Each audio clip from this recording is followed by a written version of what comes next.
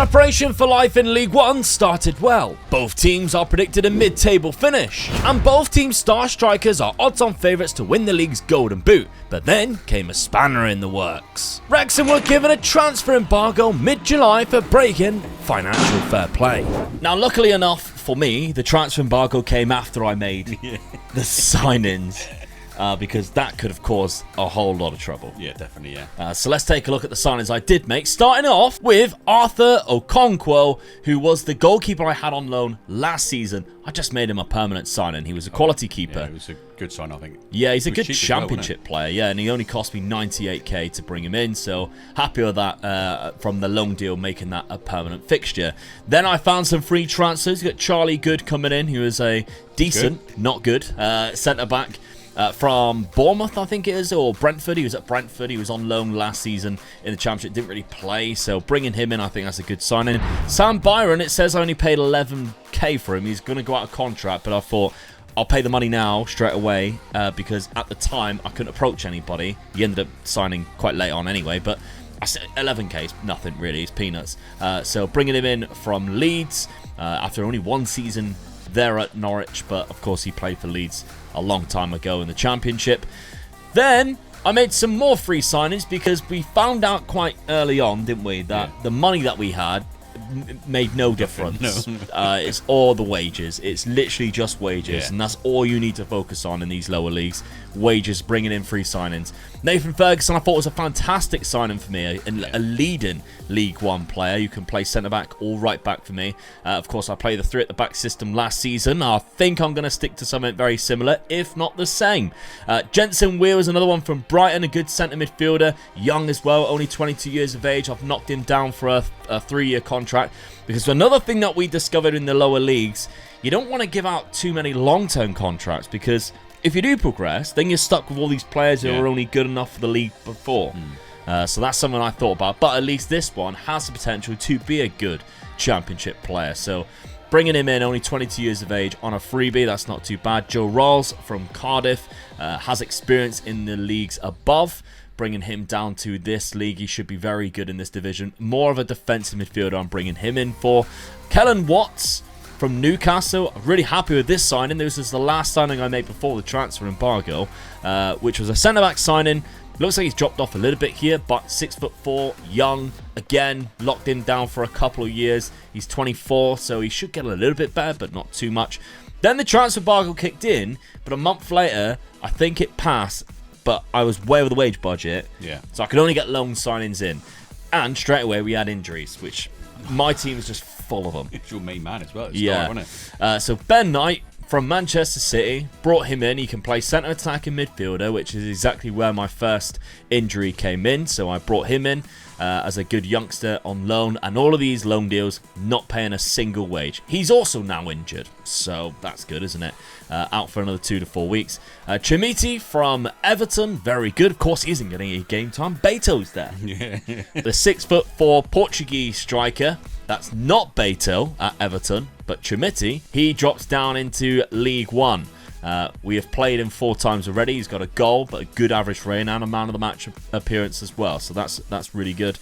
And then finally, I had 2 injuries to strikers. So I added alone another one. Dara Costello. Bringing him in, Irish. He plays for Burnley. That's right. He's been on loan last season in the Scottish EPL, which was 9 goals and 31 appearances. We haven't played him yet because we got him in quite late, but he is very good. Yeah. So happy with that. I'm sticking with the same tactic. I'm also gonna nail in Paul Mullin, because if I don't, it doesn't put him in the starting lineup, which would worry me a little bit, because Mullin's gonna be, my striker for the next couple of years. So I want him to be happy.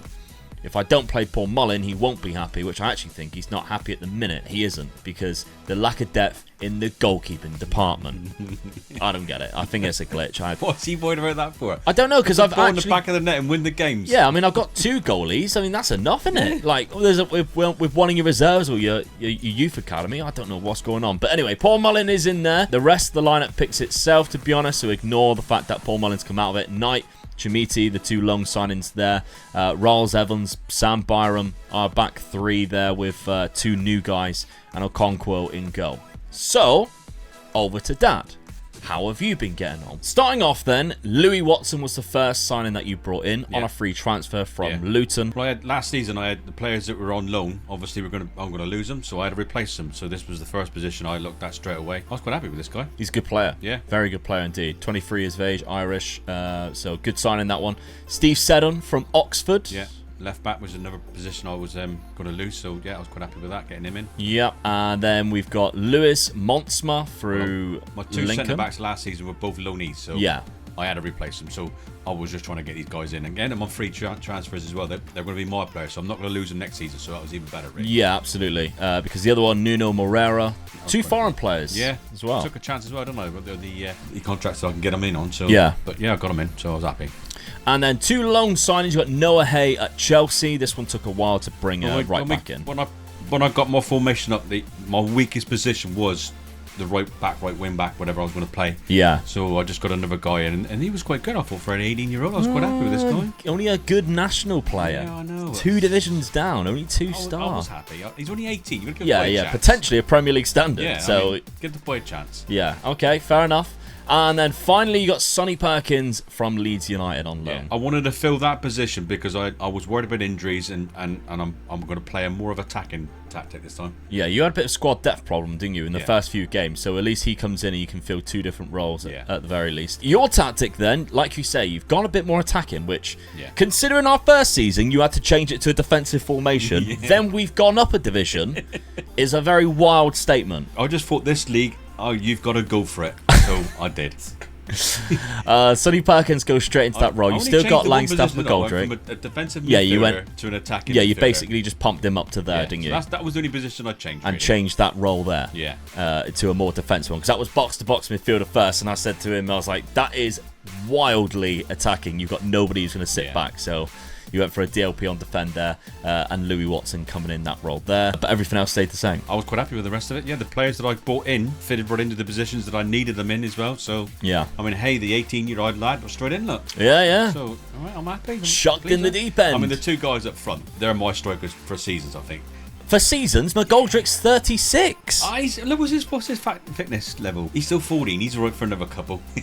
Mate, you cannot give him away. He's been good goals he's scored. I'm not saying giving away, but you can't say, he's going to be my striker for seasons. It's going to be hard replacing him, though, isn't it? That's the thing, isn't it? With the money that I'm getting, I need to get into sort of like top championship money before I can replace him, I think. Optimistic. All right, okay.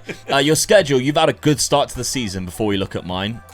You started off the season 3-0 win against Burton, 5-1 against Huddersfield in the EFL first round of the Cup. Port Vale, 4-1. Bristol Rovers, 4-1. QPR, newly relegated QPR, 3-0. Shrewsbury, 4-2. The only game you lost was to the newly relegated Cardiff. 3-1 away from home. That's a difficult game as well. I'll give you that. Then you defeated Accrington Stanley again in the Trophy North section, which last time you couldn't get out of it. But Macaulay Langstaff has scored a ton of goals. So there's a couple of hat-tricks in there already.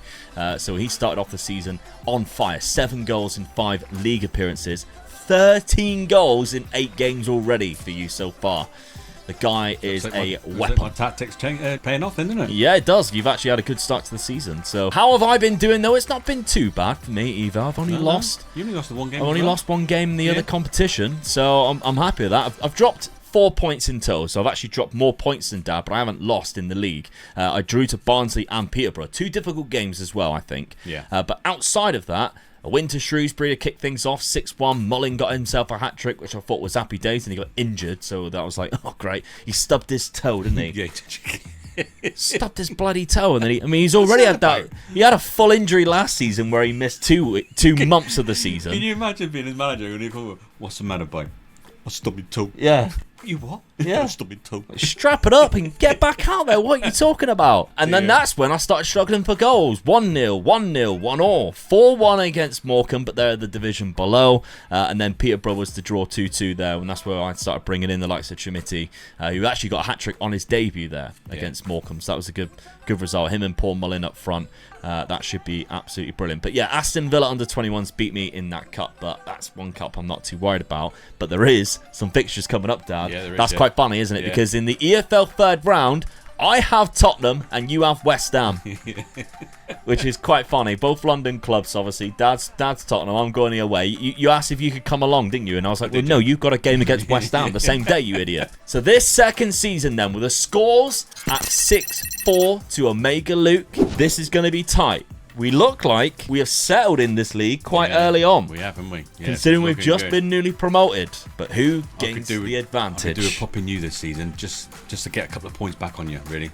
All right, okay. Well, let's have a look at how this season got on. My Wrexham team had some fantastic spells this season, as well as some not so fantastic spells. And the injury-prone Paul Mullin scored, but wasn't anywhere near our biggest threat. That was instead the on-loan striker Chimiti, who absolutely thrived in this Wrexham team, scoring many goals in League One. But Dad had a secret weapon though, who he could rely on to continue to score goals and win matches for Notts County. Not to mention the loan signing of Sonny Perkins that might have been the ultimate game changer. Oh, it's a terrible season for Wrexham. Get in. Wow. Champions, Dad. Fair play. 10 points. Fair play. Won the league by 10 points. I'm only down in 12th. It's hell of a tight in the top half, though. If you think I'm 12th, so I am mid-table. Barnsley are also on the same points as me. We are only 6 points behind 5th. Yeah. Which 7th goes down to the, or was it 6th down to the playoffs? 6th goes down to the playoffs in this division. So we're only 5 points off the playoffs. We're down in 12th. But that is hell of a season for you. Champions of this division. Wigan go up with you alongside Cardiff, who have just obviously come down. Next season, there's going to be a division between the two of us. Dad gains 4 points immediately for that league title win. But of course, we've played each other twice. How have I got on? I've lost 14 games. Oh, both times. Get in. Both times. It's another 2 points. So that's 6 in total. I needed to have knocked out Tottenham. Yeah. Or win a cup. And I have not done either of that. I did as bad as what you did last season in that EFL trophy. Knocked out in the northern section. Not very good at all. Charlton in the third round of the FA Cup. Third round by the Carabao Cup. Tottenham Hotspur. Not good. Right, I'm guessing I just didn't score a lot of goals. Chimiti 22, Paul Mullin 21 in 50 games. It's too many stub toes. Too many stub toes. Ollie Palmer didn't play that much at all. Yeah, I've had a bad season there. I don't know whether that's my recruitment or... You could be in real trouble if I beat West Ham as well. Well, I hope not. I hope not, because you already gained 6 points on me there. Oh my God, you were top from there, lot. You were top halfway through the season. That is madness. Past positions, Notts County, yeah. Game week 24, which is just over halfway. Yeah. You were top and you stay top all the way. Fair play. Whereas me, oh my God, that's so frustrating. I was in the playoffs. You got close to me, yeah. Yeah, I was in the playoffs all the way up until game week 41. It was around you lost it really, didn't you? Yeah. That was a big drop from there to there. Yeah, I had a bad start to the season. Yeah. Okay middle, bad end. That's very annoying. Yeah. Okay, well... The profile, Langstaff got 31 goals, the highest average rating in the league, and Sonny Perkins got the second most assists. Fair enough. Happy with that. Macaulay Langstaff, absolutely smashing it. He's unhappy.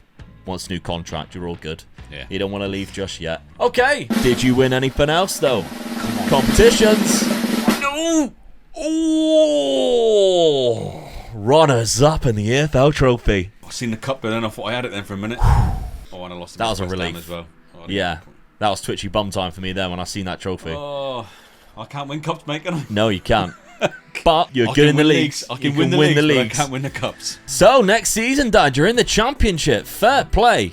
45 goals from Macaulay Langstaff. Absolutely insane.